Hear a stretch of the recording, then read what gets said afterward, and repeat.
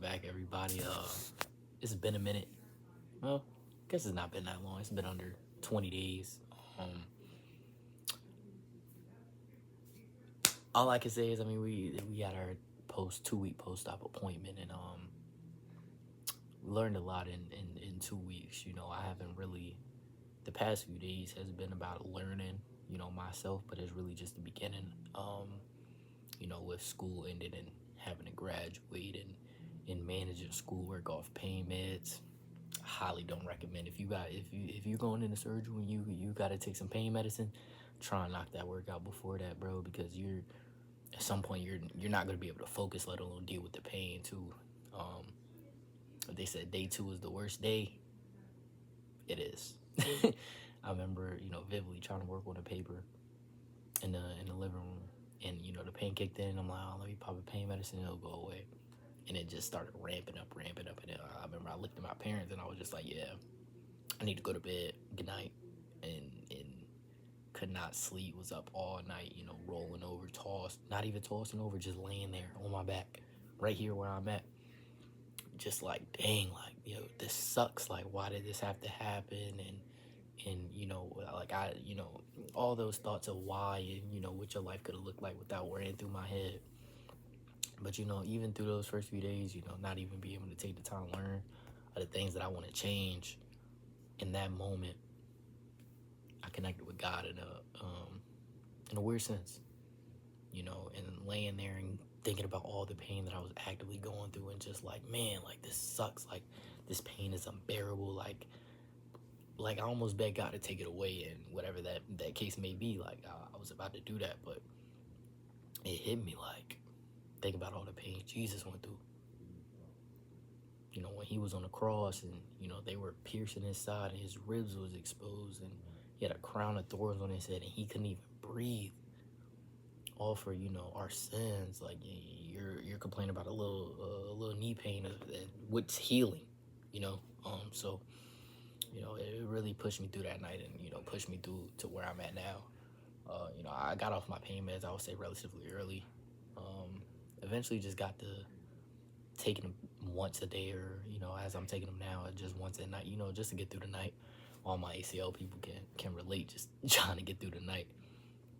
But I just had my 2 week post-op appointment, and I said my next video would be when I had this appointment, depending how it goes, of course. But it went almost very well.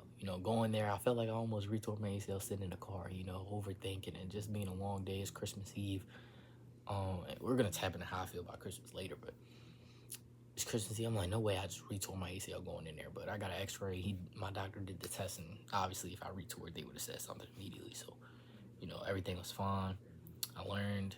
I was able to do my first leg raise yesterday, and today I was able to do it on command. So that was definitely a major milestone for me. It's something that I had set out to do, these past few days, and is to get a leg raise. So being able to do that on command now is very good. I'm able to walk around the house with no brace, so we're getting really adjusted to that. Waiting for my leg to get back straight. So my next task, get my leg back straight. But slowly but surely, and all I've been telling people, how's it been going? And it's just day by day, really. A lot of things, a lot of people I know have been going through surgery, and just had to say, how you doing? You just gotta take it day by day, moment by moment. I've been holding my own. I got my Bible right beside me, my books.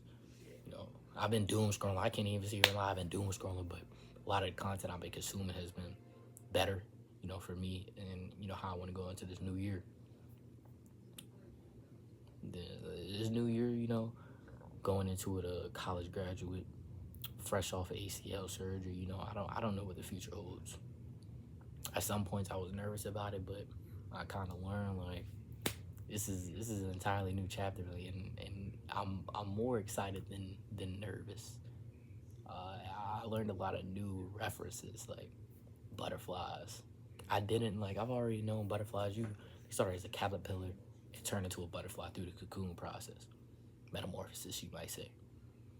But I didn't know while they're in that cocoon, they turn into a liquid. Shout out Isaiah Salter grains, with a grain of salt. Like, I learned all this through these next two. But I didn't know, like, they were. If you see me moving, I'm messing with my leg, trying to bend it. But learning Like they're in a liquid process. If you peeked in, you're thinking everything's going wrong. You'd call somebody, but I wouldn't even say that's close to the phase I'm in. I'm more of a farmer. No, I'm coming back. More of a farming process. You know, farmers season to season got to change their soil for the right crops to grow, and you can't keep this old soil for a new crop. You got to constantly change that soil for new things that come about. So that's kind of how I'm looking at it. I have my journal right here, and I'm almost done, so I got to find me a new journal. But really, it's just been a lot of journaling. A lot of writing down my mind. Like every day has not been perfect. Like had days I've just been sitting stressing, days just laying in the bed like I don't want to do anything. I don't know what to do. It's been a very rough time, you might say, but I'm just embracing the journey, trying to keep my mental health strong. Like Casanet, I remember or I remember just yesterday or 2 days ago, he tweeted about, just the mental health and how people are perceiving it. Like I even had a great conversation with my barber about mental health and, what I thought about it and what he thought about it. And it brought a lot of insight. And I even went to check out Casanet on Twitter. I had to make a new Twitter page. And I looked at it and, seeing a lot of people. One dude, what did he say? He said, oh, this guy can buy everything. He's talking about mental health, like go work on an oil rig. Obviously, that's a meme, like go work on an oil rig or whatever. But like, there's a lot of people that felt that way towards Castanet. Obviously, he's very successful. Like, I wouldn't say I want to be Castanet, but what Castanet is living, like, that's one of my goals. To kind of live like that and be able to get back to the people who helped you. Excuse me. But his take on mental health was just very, very strong because it shows like it's still not a safe space in this world. Like nobody really, a lot of people think it's weak or you're weak that you want to share your mental health. Like, bro, everybody goes through something. And if you feel like you gotta push this narrative of mental health is weak because you feel like you might be weak in a sense or you had to go through something and couldn't express it, bro. It's a safe space. Like it's harder to hold this in. Like you hold this in so much, it's like a volcano almost. Like eventually you're gonna erupt. You don't know when that will be, and you don't know how bad it will be, but eventually something will happen. So, Castanet's take on mental health, and seeing somebody of such high prowess, the best Twitch streamer in the world, you might say, talking about mental health, and him realizing like he even has to take his own. It's so strong to see how the space needs to change. So it's just very powerful. He even talked about anime. Like I'm watching one of my own. Like, was it Hajime no Ippo? I have a thing for boxing and just watching that and seeing, Makunoguchi be so strong in, different battles. And the most recent battle, I forgot who he fought, but he won with 2 seconds left. He was getting whooped. And eventually with 2 seconds left, he overcame, and now he's about to fight for the rookie of the year. Just showing like, when things get bad, you just gotta have confidence in yourself. Like, so it's really just teaching me like have confidence in myself in this new journey. And you might get beat up, but you can still overcome. So it's really strong. Unpacked. I'm very excited for what Unpacked is about to be. I've had some very vague ideas pop into mind, but something that I believe like I feel very connected to. Like it popped in my mind. I'm glad it did. Over these next few days going into this new year, I'm gonna kind of brainstorm it a lot deeper, and build a foundation that I could follow on going into it. It's a lot of trials that are going to go on in the new year that could mess it up per se, but I got to work around it and find new ways. So that's definitely going to be my goal. But I'm very excited for what Unpacked can grow to be. In this next year, coming, to a year in a few months, it will be a year since I even came up with the idea. So that's going to be a very exciting milestone. I have a very big episode that I just can't wait to do. I have to figure out a few more things, but it's probably going to be one of my favorite episodes. And yeah, like, this new journey, if you're going through something, bro, find someone to talk to confide in, maybe your best friend, your dog, your dad, whoever the case may be. You could even reach out to me. I'm going through my own things. Like, at some points, it's hard for me to post or even, find things that I want to do. Because even Nigel West said this. He was, it's hard to help somebody put out their fire when you're in a fire of your own. Over these past few months, like, feel like I was in a forest fire with nowhere to go, But all I learned is you gotta just trust God and walk somewhere.